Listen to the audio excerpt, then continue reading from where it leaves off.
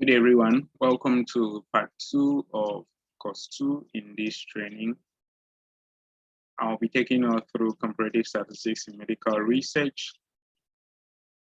We've previously looked at basic research methods, the different methods of conducting research. We've looked at an introduction, an overview of research, what research is all about. We've looked at our literature review. We've done a little bit of that. We've looked at different aspects of the research papers, and what is expected for you in each of those sections. We have followed it up with citations and paraphrasing. And then we went into the statistics aspect of this training, and we have covered introduction to statistics. We've covered the basic things you need to know. We've also gone through descriptive statistics. So this is like a continuation from where we have stopped. So if you've not covered all the sections, please do well to cover them before you enter into this one. I'm Fortunate Young. I'm the Director for Research of Parametric. This training is brought to you by Team 32 in collaboration with Parametric. Parametric is a research organization. Our goal is to build capacity in research to teach many students who do not have the opportunity to learn research, and our goal is to start them very, very early in their research journey or career. Not only students, not only undergrads, I mean even early career professionals. In the long run, we hope to begin to influence our community with our research by advocacy and by health education. So for now, what we are doing is building capacity, publishing, providing evidence and exposing our members to various career and professional development opportunities. So let's head on to this course. So this is what you'll be covering. This is what you'll be learning. An introduction to comparative statistics, deciding which statistical tool to use, hypothesis testing, and we'll go into the practical sessions. Chi-square, t-test, ANOVA, Bayesian correlation. Now, before we begin, science and statistics are companions. You need the statistics to back up the science, and you need science to back up the statistics. Comparative statistics allows the comparison of groups of samples to identify what differences or what similarities. So in comparative statistics, you're comparing this group and this group to know if there is a difference or they are similar, right? So it looks at association between two variables. Yeah, comparative statistics could compare more than two groups. It could be 3, 4, as the case may be. It looks at association between two variables. What is a variable? You've learned already. Anything that you measure or observe or study in your research. Age, gender, hemoglobin levels, they are all variables. So comparative statistics is concerned with two things. It tests two things, right? The first one is if there is an association between two variables. And the second one is if the association is significant, right?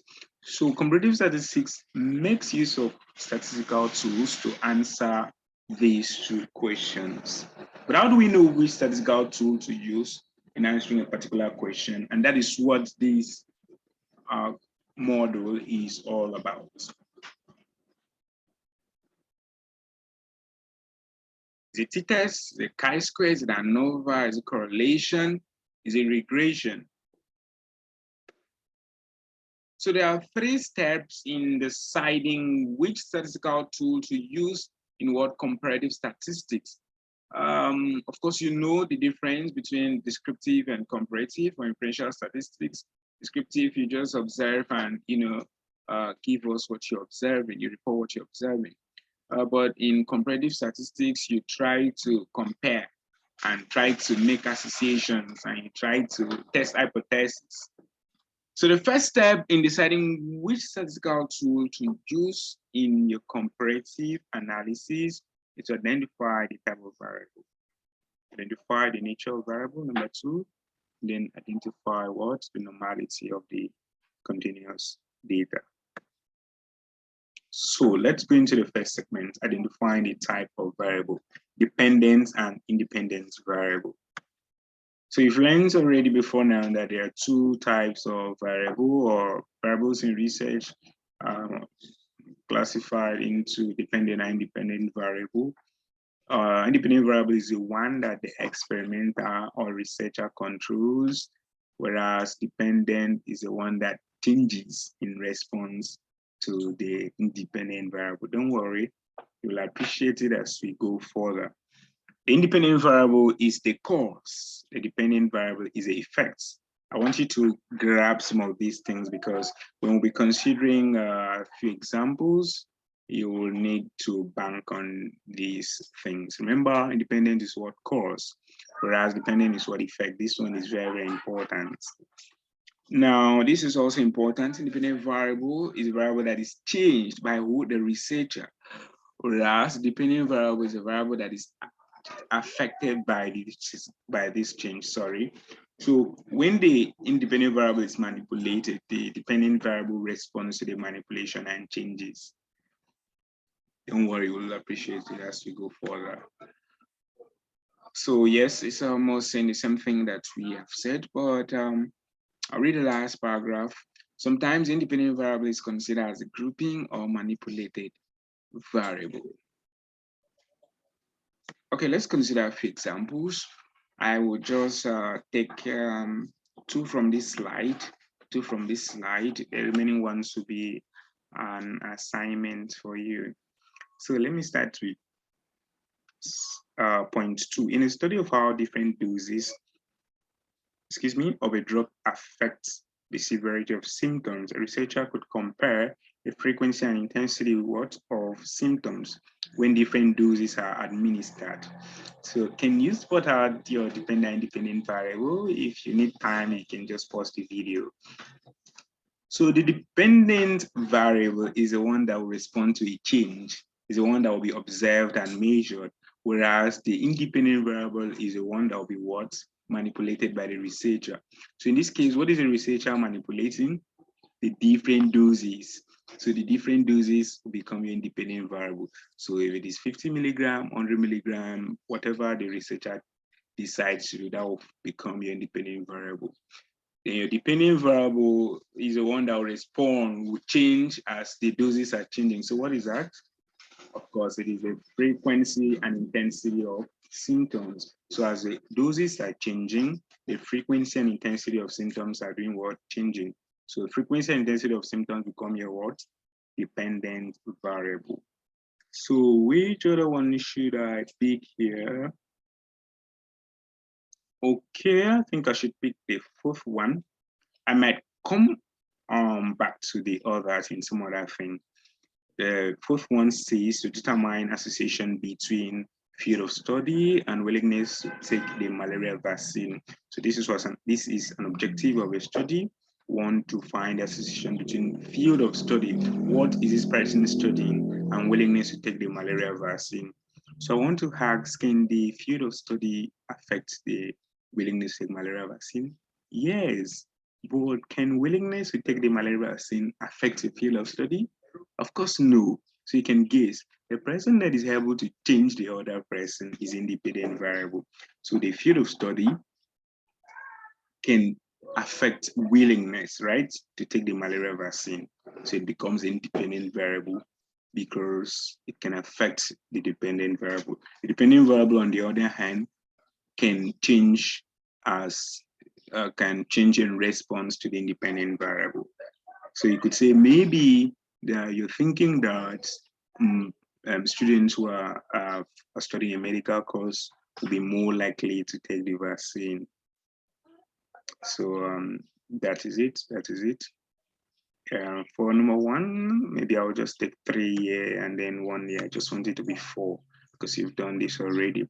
Determine if syphilis in pregnant women is associated with age and occupation. I would change this to determine if the prevalence of syphilis in pregnant women is associated with age and occupation, right?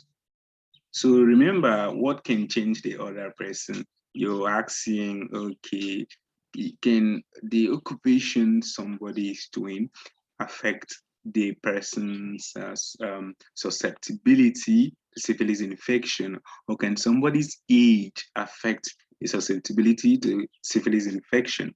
But you can ask the other way around. Can syphilis affect age? Maybe as I'm exposed, if I have syphilis, does it alter my age? No. Does it change my occupation? No. So prevalence of syphilis cannot affect age, but age can do what? Might affect syphilis. Occupation might affect syphilis. So these are actually research I have analyzed. So if you want to know the answers, you can reach out to me later. So I'll pick one here. I'll pick sorry, there's a particular one I'm looking for to determine the type of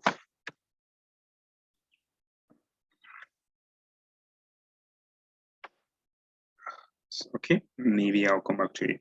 It's not in this slide.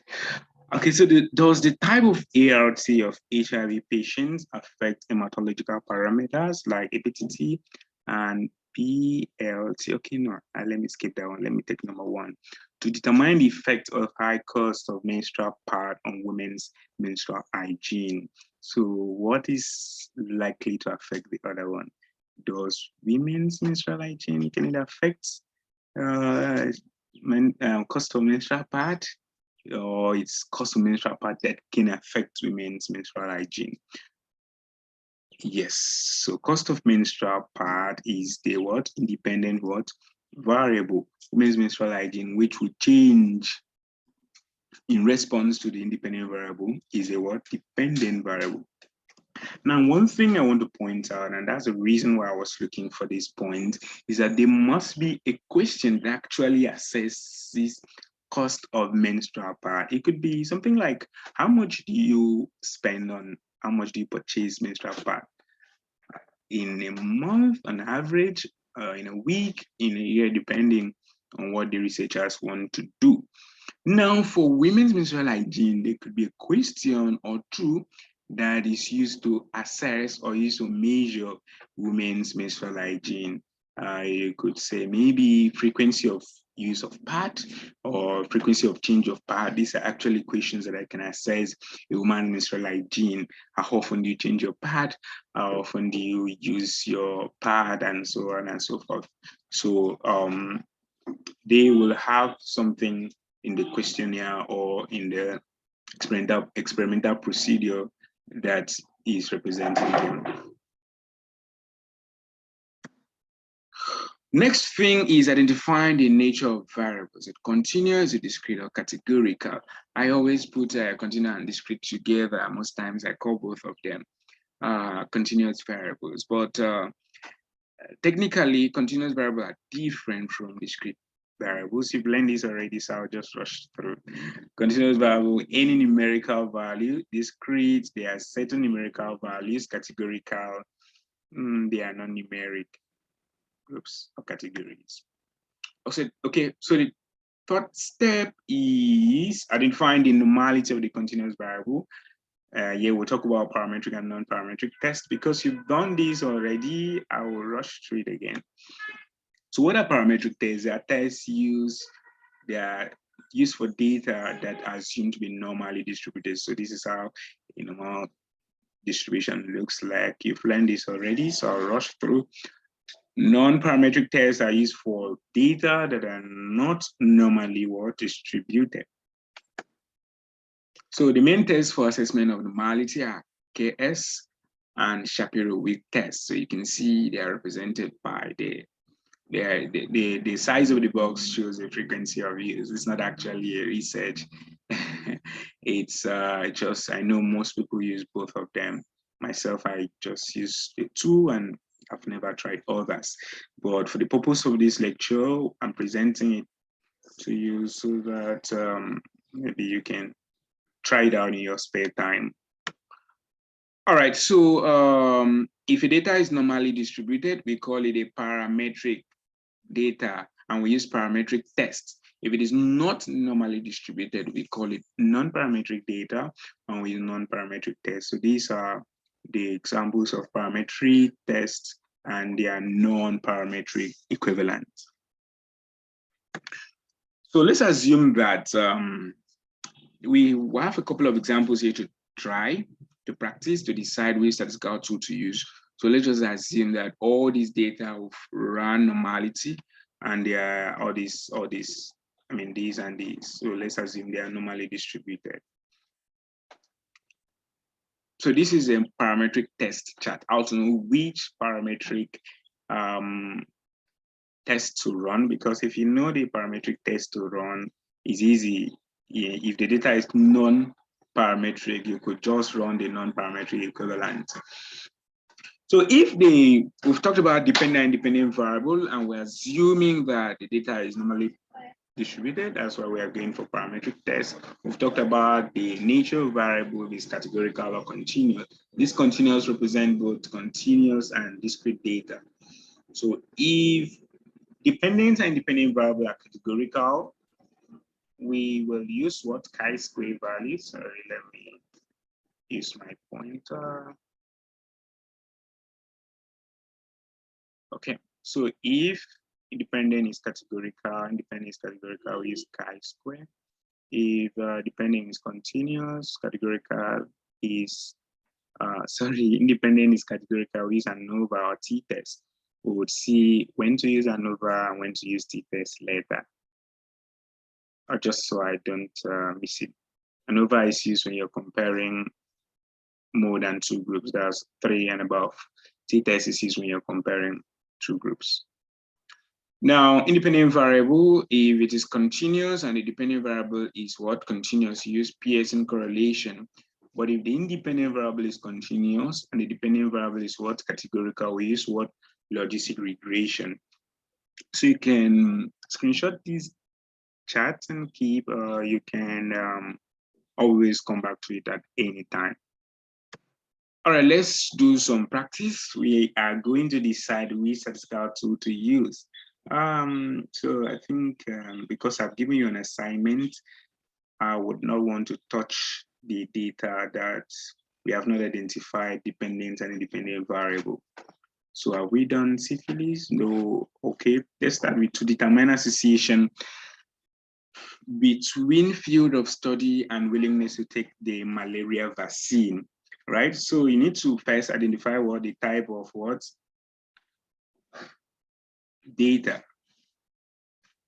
Is it continuous? Is it categorical data?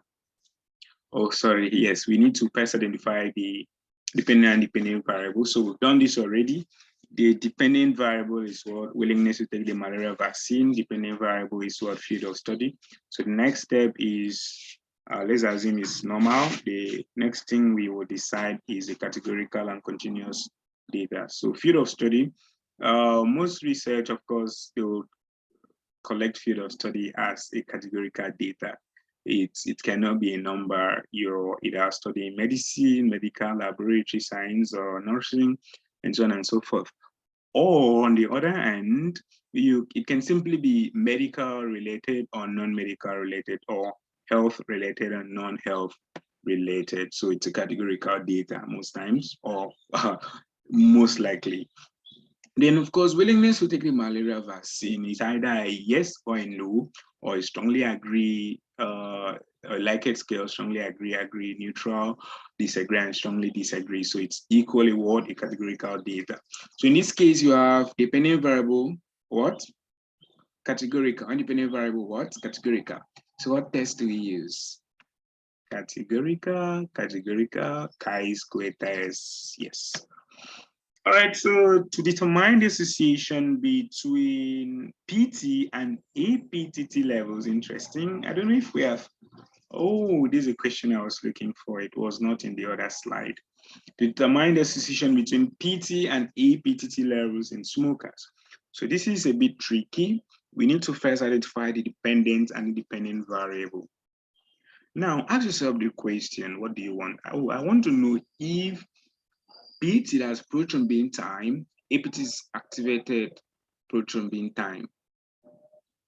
I want to know if PT, maybe having a high PT can influence APTT. Is it possible that as PT is increasing or decreasing in a person, APTT is also increasing? I mean, you're trying to know if PT level can do or change APTT. And the interesting thing about this is that it can work the other way around. You might want to ask, okay, does APTT also influence what PT? Does maybe having high APTT if affects PT, right? So, and the thing is that this continuous variables, proton beam time, it's numerical data. APT is also numerical data. So what you have is two continuous variables, and either of them, in this case, either of them can be the dependent or the independent variable. So just decide which one should be your dependent variable, PT, which one should be your independent variable, APTT. But I've explained and you've appreciated how I answered that question.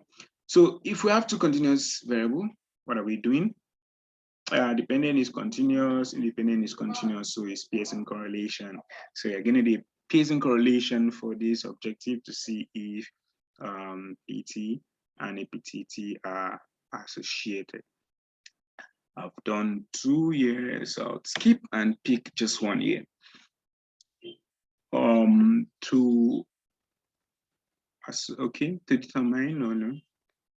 To investigate, I love this one, to investigate the effect of gestation age, that's first, second, third trimester, on hemoglobin, platelet, and fibrinogen levels.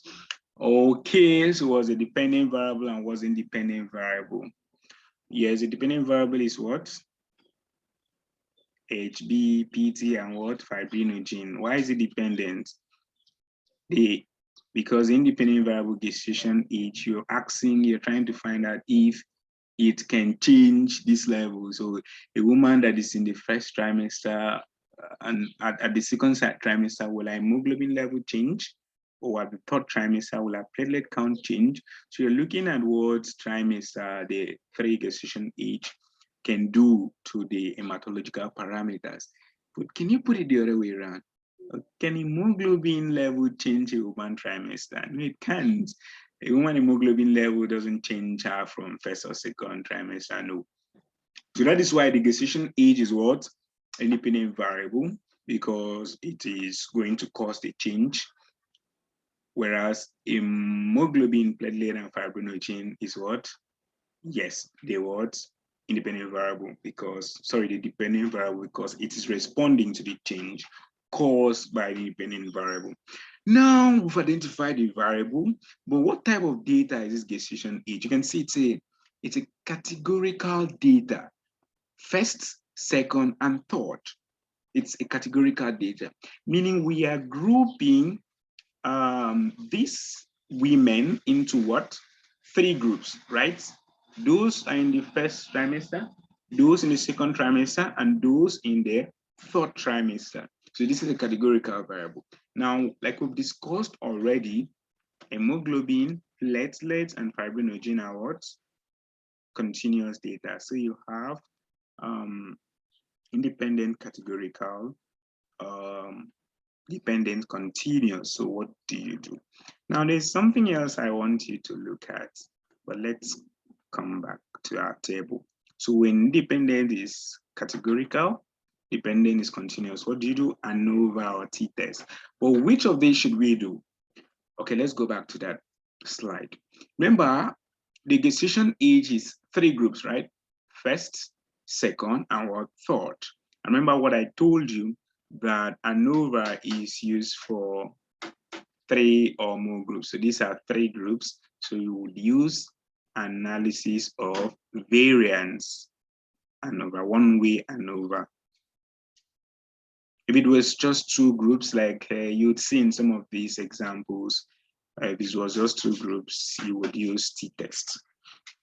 So I'm believing that at this stage, you should be good in deciding which statistical tool to use. I am always there to offer more explanation when you need them. So let's head on to hypothesis testing. In null hypotheses, there is a claim that what? There is no association between the two variables or the three variables or the variables in question. So null hypothesis is a guy that argues that no, there is no association. That whatever association that you may even see occurs by what chance and not due to experimental conditions. So it is not because HB, it is not that HB, it is not, sorry, the associational H that is causing the change in HB, it is just chance. So that's what the null guy says. And the alternate guy comes up to say, no, that's not true. The association is not by chance, that it is indeed true that women in their third trimester have a significant higher level. I'm just making up something. It may not be true. Women in their third trimester have what? A higher hemoglobin level than women in what? Their second trimester. That's what the alternate guy says. That there's actually an association like that, and this association is significant. Null hypothesis was saying there is nothing there. It is just chance that you're seeing.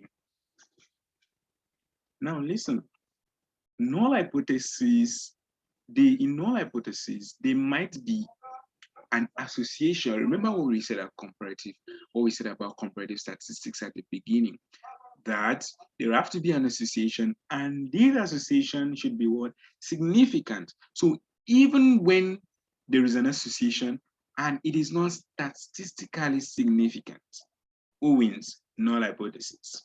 So it's not just about having an association for the null guy. It has to be that this association is what? Significant. All right, so what is p-value? P-value calculates the probability that the event or the association occurred by what? Chance. Now, p-value of 1 means certainty, meaning that the event definitely did what happened due to chance. P-value of 0 says, no, it can never happen by what? Chance. So the null hypothesis is true if p-value is above the what? Alpha or what? Reference point. We call it alpha value, most times 0.05 or 0.01. So let's, to understand p-value, just see it as if p-value tries to prove, okay, let's say p-value is the lot that both the null guy and the alternate guy are casting. So the both of them are like, okay, null says if p is greater than 0.05, I win. And the alternate says, okay, if p is less than 0.05, I win. So remember, 0.05 says what? There is what? A significant what? Association.